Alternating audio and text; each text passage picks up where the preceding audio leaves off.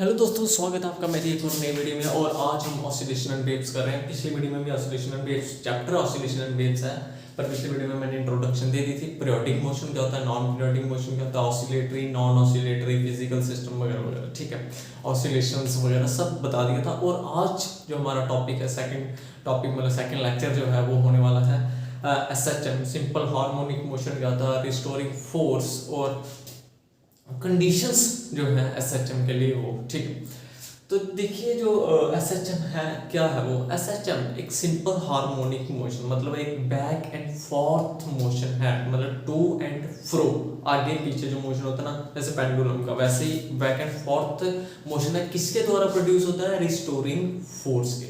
किसके द्वारा, restoring force के। जो रिस्टोरिंग फोर्स होती है ना, जो प्रोड्यूस कर रही है मोशन को, वो डायरेक्टली प्रोपोर्शनल होती है, सीधा सीधा ताल्लुक होता है उसका किसके साथ होता है, डिस्प्लेसमेंट के साथ। Is directly proportional to displacement. पर एक कंडीशन आ जाती है बीच में, मतलब कि जो डायरेक्टली प्रोपोर्शनल होती है, पर जो डिस्प्लेसमेंट और रिस्टोरिंग फोर्स है वो दोनों अपोजिट डायरेक्शन में एक्ट करते हैं, ठीक है। जिस तरफ जो फोर्स होगी वो अपोजिट डायरेक्शन में एक्ट करेगी। डिस्प्लेसमेंट इधर हो रही है तो फोर्स इधर लगेगी, डिस्प्लेसमेंट इधर हो रही है तो फोर्स इधर लगेगी। मान लीजिए ये जो है ऑब्जेक्ट इधर अगर डिस्प्लेस कर रहा है, मतलब इधर चल रहा है, तो जो वो डिस्प्लेस इधर किया हमने, तो पर जो फोर्स होगी वो इधर लगेगी। जब ये जो है डिस्प्लेस इस डायरेक्शन में हुआ तो फोर्स इस डायरेक्शन में लगेगी, ठीक। ये हमारा एसएचएम है। चलो अब मैं इधर डेफिनेशन लिख भी देता हूँ और आप समझ लेना, ठीक है। ठीक है, तो ये मैंने सिंपल हार्मोनिक मोशन की डेफिनेशन लिख दी है कि any periodic back and forth motion produced by a restoring force which is directly proportional to displacement and in opposite direction। जो displacement और force मैंने आपको बताया कि opposite direction में होती है। मान लीजिए स्प्रिंग ब्लॉक से सब हम एग्जांपल लेते हैं, ठीक, पोजीशंस लेंगे हम अलग अलग, ठीक है, ए सी ये बी, अब अगर ये बी सी ऐसे टेंशन क्यों ले रहे हो भाई, यहाँ पे देखो, यहाँ पे हमने एक स्प्रिंग ले लिया हम ऐसे,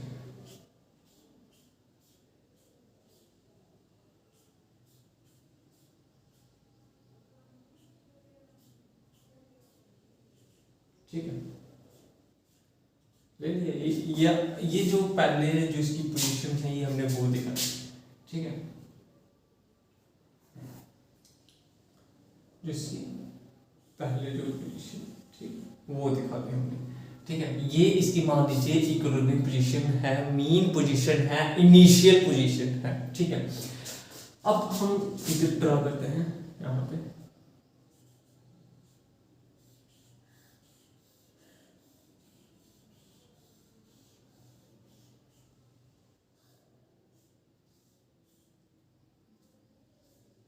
ठीक है। ये हमारी सेकंड पोजीशन आ गई फॉरवर्ड डायरेक्शन, और ये हमारी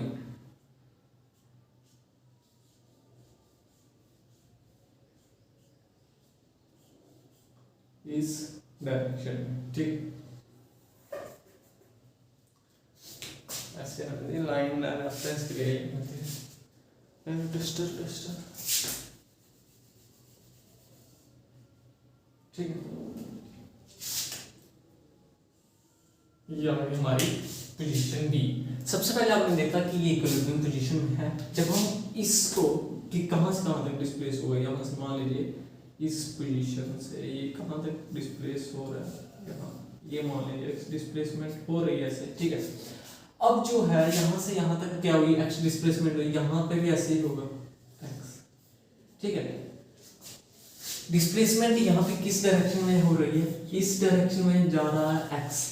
जो फोर्स है अगर x इस डायरेक्शन में जा रहा है, इस डायरेक्शन में, तो जो फोर्स होगी ना, रिस्टोरिंग फोर्स होती वो फोर्स है जो मतलब ऑब्जेक्ट को, मास को या पार्टिकल को क्या करे, इक्विलिब्रियम पोजीशन की तरफ फ्लाई। इक्विलिब्रियम पोजीशन इसकी है जो अगर डिस्प्लेसमेंट हम इधर कर रहे हैं, रिस्टोरिंग फोर्स इसको इक्विलिब्रियम पोजीशन लाने की कोशिश करेगी, तो मतलब जो रिस्टोरिंग फोर्स होगी वो हमारी इस डायरेक्शन में लगेगी सी के केस में। ए के केस में जो है हम देखते हैं कि डिस्प्लेसमेंट जो है वो इस तरफ जा रही है, एक्स जो है इस तरफ हो रहा है, डिस्प्लेसमेंट इस तरफ जा रही है, तो जो हमारी फोर्स होगी इसको इक्विलिब्रियम पोजीशन लाने के लिए किस तरफ एक्ट होगी, इसके अपोजिट, ठीक है। तो हमारी रिस्टोरिंग फोर्स यहाँ पे एक्ट करेगी। आई होप आपको रिस्टोरिंग फोर्स और डिस्प्लेसमेंट के बीच में जो अभी मैंने बताया सिंपल हार्मोनिक मोशन में समझ आ गया होगा। ये मैंने एक एग्जांपल भी दे दी। चलो अब हम रिस्टोरिंग फोर्स के बारे में जानते हैं। रिस्टोरिंग फोर्स होती क्या, इसकी मैं डेफिनेशन यहाँ पे नहीं लिखूंगा क्योंकि मैंने ऑलरेडी बता दिया, और इसको आगे फर्दर डायरेक्टली प्रोपोर्शनल में साइन हटाएंगे, डायरेक्टली प्रोपोर्शनल का साइन हटाएंगे तो क्या आ जाएगा, इक्वल टू माइनस के एक्स। माइनस क्या शो कर रहा है कि जो डिस्प्लेसमेंट हो रही है, जो फोर्स एक्ट हो रही है, वो दोनों एक दूसरे के अपोजिट डायरेक्शन में हो रही है। ठीक है, यहाँ तक समझ आ गया। तो रिस्टोरिंग फोर्स क्या होती है? रिस्टोरिंग फोर्स एक ऐसी फोर्स होती है जो ऑब्जेक्ट को क्या करती है, मास को, पार्टिकल को उसकी इक्विलिब्रियम पोजीशन की तरफ खींचती है। ठीक है, in physics a restoring force is a force which acts to bring a mass या object in towards its equilibrium position. उसकी इक्विलिब्रियम पोजीशन को लाने के लिए खींचते हैं। मतलब ऑब्जेक्ट जैसे यहाँ पे डिस्प्लेस हुआ, इसको रिस्टोरिंग फोर्स क्या करेगी कि वापस ये अपनी इक्विलिब्रियम पोजीशन पे आ जाए। ये वो फोर्स होती है। ठीक है, एक्ट कर, इसको क्या बोलते हैं, रिस्टोरिंग फोर्स। एफ क्या है?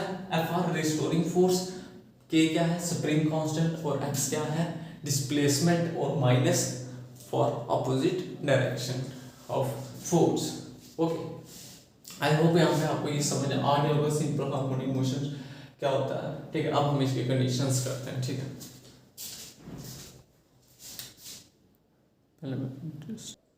ठीक है, तो अब कंडीशंस फॉर एसएच हम देखते हैं। कंडीशंस सिंपल हार्मोनिक मोशन के लिए क्या, सबसे पहले तो आ जाता है कि मोशन जो होना चाहिए वो पीरियोडिक होना चाहिए, और पीरियोडिक होने के साथ साथ ऑसिलेटरी भी होना चाहिए। नॉन ऑसिलेटरी क्या होता है, वो रिपीट तो करता है पर ये इक्विलिब्रियम पोजीशन में आता नहीं है। ये जो ऑसिलेटरी मोशन होता है कुछ टाइम बाद, रेगुलर इंटरवल टाइम के बाद, वो एक टाइम पे ऐसा होता है कि वो वापस मेन पोजीशन में आके स्टॉप हो जाता है। ठीक है, तो कंडीशंस क्या है कि मोशन जो है पीरियोडिक होना चाहिए पर ऑसिलेटरी भी होना चाहिए। ठीक है, दूसरा आ जाता है कि रिस्टोरिंग फोर्स एक्ट होनी चाहिए। ठीक है, पार्टिकल पे रिस्टोरिंग फोर्स होती है, वो तो होती है, एक्ट होती है। ठीक है, और जो रिस्टोरिंग फोर्स तो एक्ट होगी जब वो होगा बैक एंड फोर्थ, पर क्या वो होनी चाहिए, डायरेक्टली प्रोपोर्शनल होनी चाहिए किसके, डिस्प्लेसमेंट के, और अपोजिटली एक्ट करनी चाहिए। डायरेक्शन जो दोनों की होनी चाहिए अपोजिट होनी चाहिए। तीसरा आता है कि सिस्टम के पास इनर्शिया होनी चाहिए। भाई बैक एंड फोर्थ मोशन हो रहा है, इनर्शिया तो होगी। ठीक है, यहां से रेस्ट में पढ़ा तो है ना अपने नाइन्थ में, लॉ ऑफ इनर्शियाज। तो ये सिस्टम के पास इनर्शिया भी होनी चाहिए, और सिस्टम जो है फ्रिक्शनलेस होना चाहिए। तभी तो अच्छे से जो हम मोशन और रिस्टोरिंग फोर्स डिस्प्लेसमेंट के अच्छे बारे पढ़े। अगर फ्रिक्शन होगी क्या पता यहाँ आके यहाँ से ऐसे मतलब एक टाइम पीरियड जो है कांस्टेंट ना रहे, मतलब टाइम पीरियड जो, मतलब मान लीजिए यहाँ से फ्रिक्शन होगी, अगर सिस्टम में फ्रिक्शन होगी, यहाँ से तेज किया फिर यहाँ से ऐसे ऐसे, वो नहीं होना चाहिए। ठीक है, तो अब मैं यहाँ पे लिख देता हूँ कंडीशन। पहली कंडीशन तो यही है, the motion of particle is periodic as well as oscillatory। ठीक, oscillatory होना चाहिए। Second, the restoring force is directly जो है प्रोपोर्शनल होने चाहिए किसके, प्रोपोर्शनल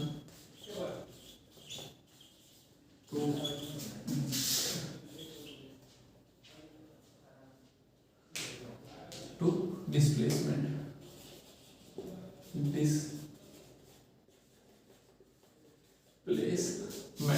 and directed